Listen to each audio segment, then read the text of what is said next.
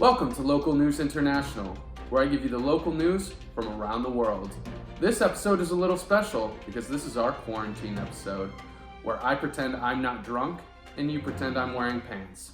Our first story today, top things to do during quarantine. Number 1, crying. Read a book. More crying. Educate your children. We don't have any footage for that because the B-roll was me pointing a gun at my head. Begin drinking. And finally, more crying. Coming up next, we have an interview with Colby Flenderson, local citizen, to tell us about how the quarantine has brought him and his family closer together. We'll be back after this commercial break. Has the quarantine pandemic got you scared?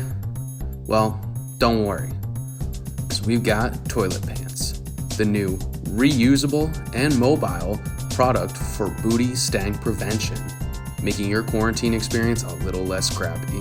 Simply pull up your pants, wipe, and continue with your day. Toilet pants, now streamlining your bathroom experience with absolutely no downsides at all. Not to mention, they're machine washable. Why do my clothes smell like shit? Just call 1-800-522-POOP. If you call in the next 2 hours, you'll get 2 for the price of 1. You're going to have a lot of worries. Don't worry about toilet paper.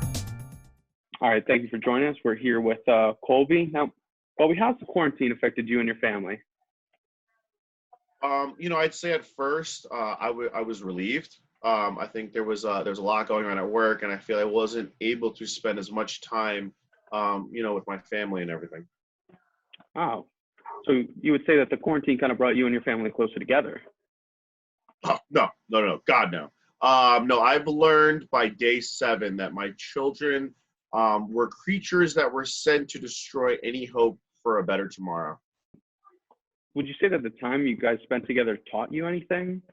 Having a more flexible corporal punishment when it comes to disciplining children, increasing, being more lenient with the return policy for children, and most overall birth control.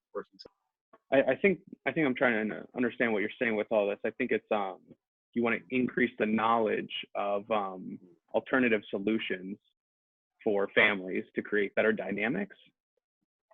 I have no idea what any of that means. No, what we're talking about is more of a good old-fashioned trimming the population. Culling the herd, if you will. How about we move away from this entire conversation? Mm-hmm. How's work been going? Yeah, I don't know. Maybe implementing like a purging people under 18 for one night, no questions asked. One of those things. You know what, Colby? Thank you so much for all of your time. I think we're going to end the interview there to just, save my job. Till next time, this has been your local news internationally.